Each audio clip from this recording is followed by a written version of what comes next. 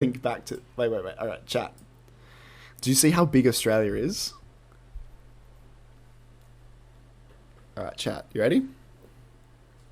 Is Australia. For the man who imagines being strangled by a tarantula while a kangaroo breaks his kneecaps and thinks, True. yes, please. For the man who pictures himself being eaten by a snake in the burning outback while eating a Vegemite sandwich and thinks, yes, please. And that man was Governor Arthur Phillip, who landed in eastern Australia in 1788, presumably saw a dingo being eaten by a crocodile, being eaten by a death adder, being eaten by a koala, being eaten by Mel Gibson, and thought to himself, yes. True. Now I know what you're thinking, but oversimplified, the British didn't discover Australia, the Vikings did, and you'd be wrong. I'm not sure why you'd think that, but hey, if you love Vikings so much, then why don't you check out today's sponsor, Vikings War of Clans. No free promos. A protective shield. Buy, man, this is great. The market will continue to grow. Buy, man, this is great. The market will continue to grow forever. But what if it doesn't? Oh crap, I never thought of that. Sell. And the stock market crashed, which led to economic downturn, which meant banks wouldn't lend anyone any money, which led to more economic downturn, which meant everyone stopped buying stuff, which led to more economic downturn. And hey, what if all the crops in the Great Plains were destroyed in a drought and then a big dust storm engulfed the area? That's right, more economic downturn. And in an effort to combat the crisis, America began imposing tariffs on foreign imports, which made the economic downturn go global, and the earth got really depressed. But one nation that was hit harder than most by the whole affair, Australia. The problem for Australia was that it relied heavily on its export industries, and in the current economic climate, no one was buying. To make things worse, Australia had introduced its own currency and pegged it onto the gold standard via the British pound, but then the UK started messing with its own peg on the gold standard, and if this is starting to sound confusing, then let me oversimplify it for you. Hey UK, looks like my car is broken down. Want to give me a tow? No problem, friend, I got you.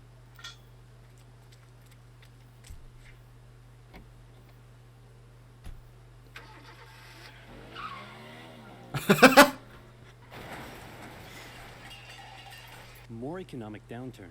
The point I'm trying to make is things weren't good, and in particular, it was Australia's farmers that were suffering most. After the First World War, Australia had given returning veterans land for farming, but with the current economic crisis, the farmers just weren't making enough money, and many left to go find work in the cities. But for those who remained, things were about to get even worse. Before we get into that, it's time for some cultural exchange. My national bird is the bald eagle. It's a strong patriotic symbol of America and a deeply valued and protected species. My national bird is the peafowl. It's a beautiful creature whose vivid colors represent India, so we list it as a protected species. My national bird is the emu, and it's a pest. True. Also bloody delicious. True. 6 feet tall, 90 to 120 pounds, and able to run at speeds up to 40 miles per hour, usually return to the coast after their breeding season. But suddenly they found Western Australia full of lush, wet farmland. Oh my, look at all this delicious wheat that just so happens to be growing here in large quantities.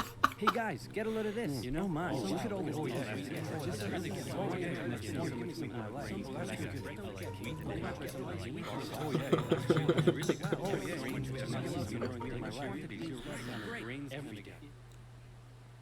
Hey, who left this big hole in the fence? Guys, get a load of this. Oh wow.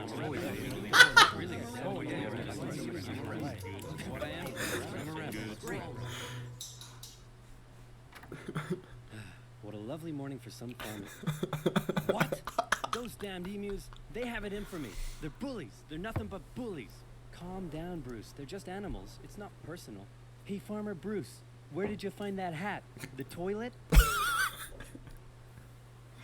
Yes. 20,000 emus cost the already struggling farmers millions more pounds in lost crops and damages. The situation couldn't continue like this. Something had to be done. So in 1932, the farmers turned to the government for help. You'd think they'd go to the Minister of Agriculture, but these farmers said no. This is a job for the military. So they went to George Pierce, the Minister of Defense. That's right, Australia was to go to war with the emu. But not everyone was happy with the idea.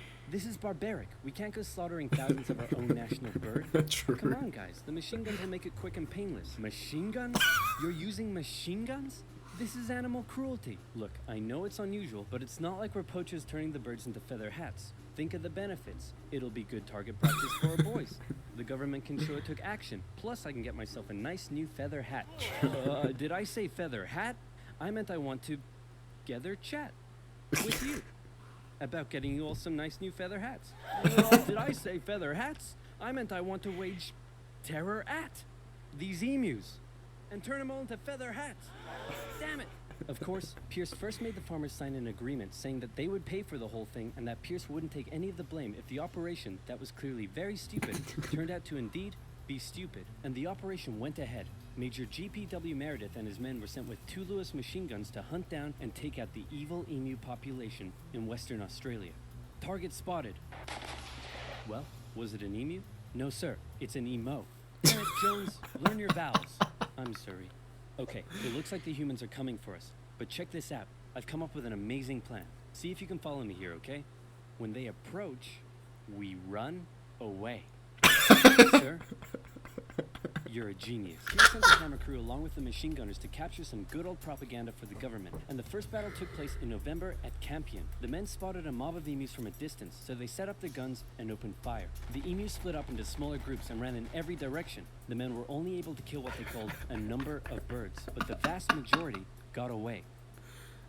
Cut! Surprisingly, many of the emus were able to take multiple bullets, but still run at full speed to safety, causing Meredith to compare them to tanks, saying if we had a military division with the bullet-carrying capacity of these birds, it would face any army in the world. Okay, we need to get closer. No, you idiots, not to me, to the emus. Oh, sorry. No. I like it. So next, they tried sneaking up on a large number of emus near a local dam and firing at short range. Maybe the men were just unlucky, but my professional opinion says the emus were magic, because both guns jammed after just 12 emus were killed, and once again, the rest got away. True. The men were feeling a little humiliated after losing to a pack of discount ostriches, so they decided to move further south, where the emus were said to be tamer. And this time, they had a new strategy. Okay, Jones, here's the plan. You mount the machine gun in the back, I'll chase the emus, you shoot. Got it? Got it.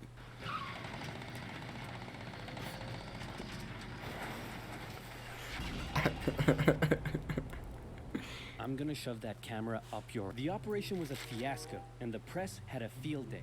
In Parliament, Pierce was lambasted, and an opposition party member suggested that medals should be handed out to the emus, who had won every round so far. Pierce, feeling quite humiliated, called the operation off. But 4 days later, the farmers approached again and said, "Hey man, the emus are still eating all our crops. Can you send the army back out here?" And Pierce was like, "Yeah, okay." So the operation was back on for round 2.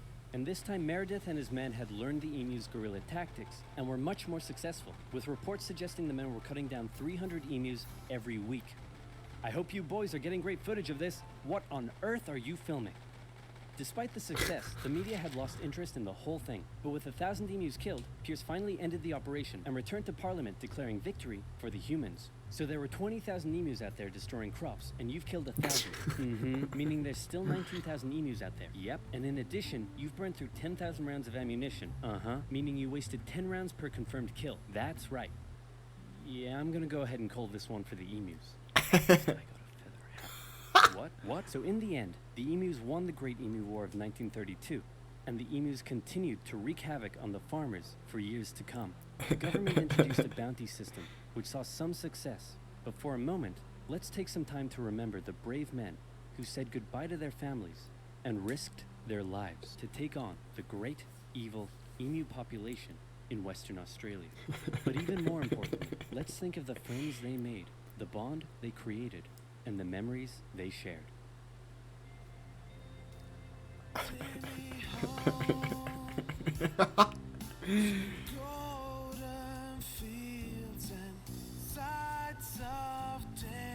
Like actual.